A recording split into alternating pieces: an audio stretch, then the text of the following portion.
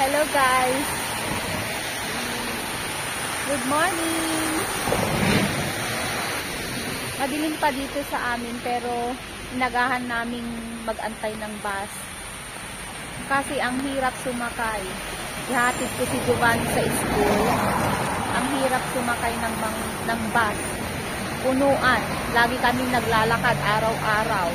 Madalang kami makasakay ng bus kasi ang punong-puno. Eh ngayon, sinagaan namin bumaba. Madilim pa lang, nandito na kami sa may antayan ng bus. So yan. Ayan. Nag-aantay kami ng bus. 5 minutes pa daw.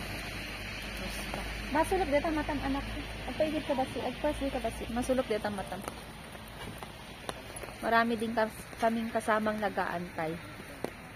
Tingnan nyo, oh, nakailaw pa yung mga sasakyan kasi madilim. 7 o'clock na pero madilim pa rin. Yan.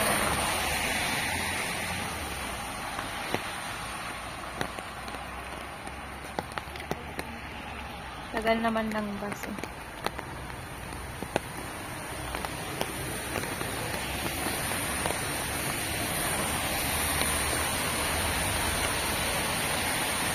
Dahan namin bumaba kasi mahirap sumakay ngayon. Lalo't umuulan. Tapos ang bag ni Giovanni napakabigat. Napakabigat ang bag ni Giovanni, parang boulders. Sila ito. Street light. Eh di na tayo. 7:15. That's good. Where I'm the last candidate. So I press myself so that only me can see.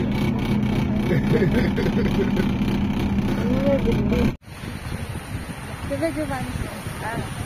Ito na kami sa school. Ako nang nagbitbit ng bag ni Giovanni kasi ang bigat.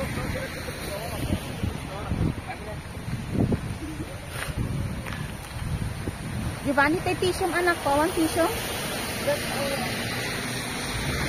Pangres kan tuman.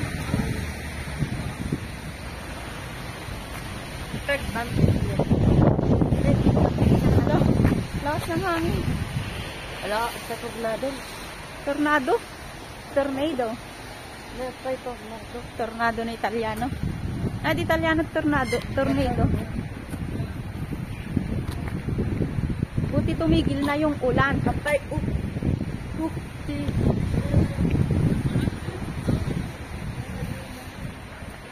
ang tubig. Doon ang school ni Giovanni. Oh. Kundi pa lang ang bata. Dati pag dumadating kami, dami na dyan, puno na dyan ng mga estudyante. Ngayon, kunti pa lang. Maaga kasi kami. Yun ah.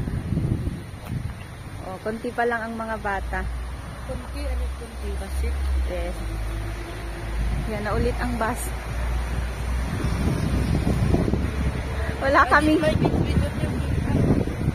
Wala kaming pwesto na naman. Muntik na naman kaming walang pwesto sa bus kanina. Basta siniksik ko lang yung sarili namin. Sumiksik na lang kami para lang makasakay. Ang hirap talagang sumakay sa mga bus. Yung iba hindi nakasakay kasi talagang hindi na, puno na.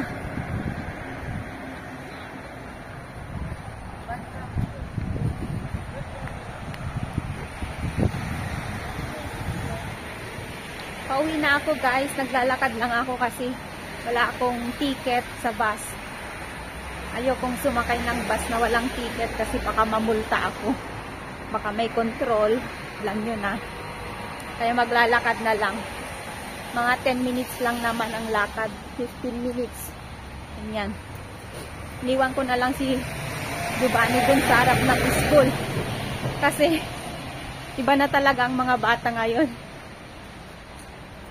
Ayaw niya akong nagtatagal doon. Nahiya siguro sa mga kapwa niya, estudyante. Sabi niya, alis ka na. So, ayun, malis na ako.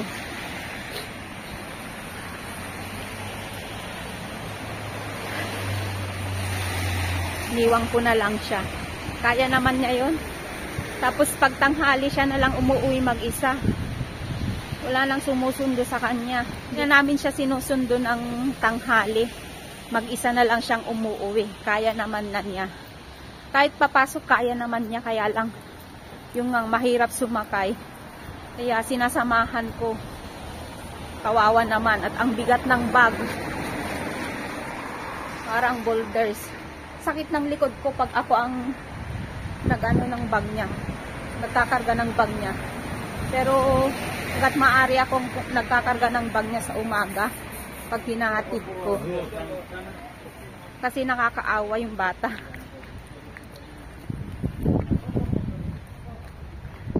Iba sa Pilipinas, tayong mga Pilipino may kasabihan na pag nagbubuhat ka ng mabigat, hindi ka lalaki. Kaya hindi kami lumaki.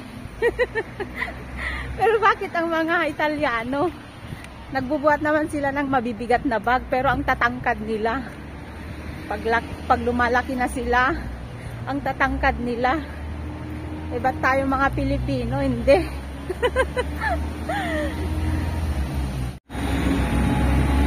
Yan yung mga bus, sunod-sunod yan, pauwi.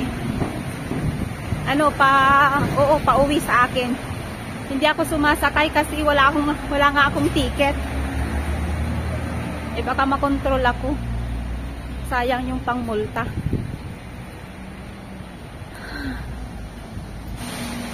O siya. Bye-bye na guys. Pinakita ko lang sa inyo kung gaano ang struggle namin pag pumapasok kami ng school. Pag hinahatid ko ang anak ko sa school. Sige guys, salamat sa panonood. Pero pa-subscribe naman.